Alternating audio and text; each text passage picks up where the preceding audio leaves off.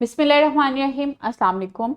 I hope all of you are fine. I am your teacher Amna Ahmad and I welcome to all of you in my class. My dear students, as you know, we are reading about chapter 6 that is chemical bonds. आज हम इस chapter का whole review करने वाले हैं कि इस chapter में हमने क्या क्या सीखा.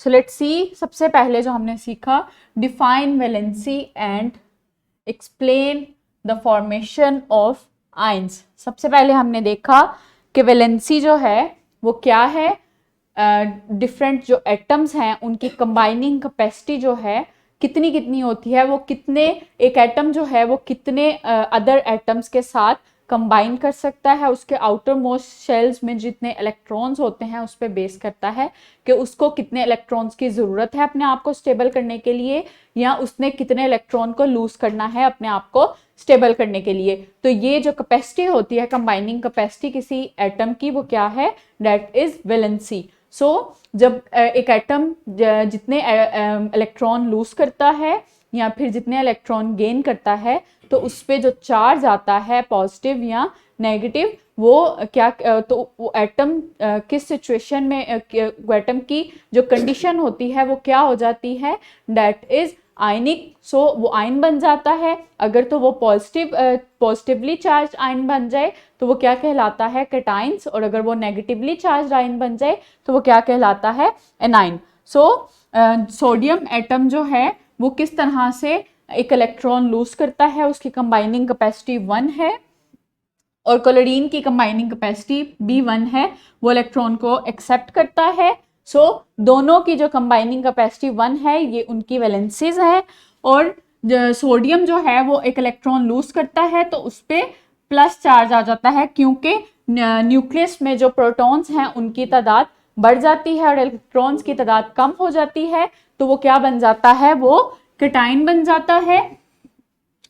और जो क्लोरीन है वो एक इलेक्ट्रॉन एक्सेप्ट करता है और उसमें नेगेटिव चार्ज बढ़ जाता है, तो वो क्या बन जाता है, एनाइन. सो इस तरह से वैलेंसीज को हमने डिफाइन करना सीखा और किस तरह से आयंस की फॉर्मेशन होती है ये देखा हमने. Next is write chemical formula on the basis of valency of constituent elements such as H2O, water, NaCl sodium chloride, NH3 ammonia, CO2 carbon dioxide, CO carbon monoxide. Next हमने 5 जो compounds हैं different, उनका chemical formula लिखना सीखा कि किस तरह से इनका केमिकल फार्मूला लिखा जाता है. फर्स्ट वन, उस कंपाउंड का नेम हमने देखा, उसमें देखा कि कौन कौन से एटम्स हैं, उन एटम्स के सिंबल लिखे, देन उनकी वैलेंसीज लिखी, उनकी कंबाइनिंग कैपेसिटीज कितनी है, फिर उसको क्रिस क्रॉस किया तो जो हमारे सामने एक फार्मूला आया वो क्या है, chemical formula of that compound. Next is recognize that a chemical bond results from the attraction between elements in a compound and that the atoms electrons are involved in its bonding. Next हमने देखा कि जो atoms हैं वो electron को loose करें या फिर बोरो करें या फिर उसको शेयर करें विद अदर एटम्स, तो उनके दरमियान जो बॉन्डिंग बनती है दैट आर केमिकल बॉन्डिंग्स, और वो 2 टाइप्स की होती हैं. First one is covalent bond and second is ionic bond.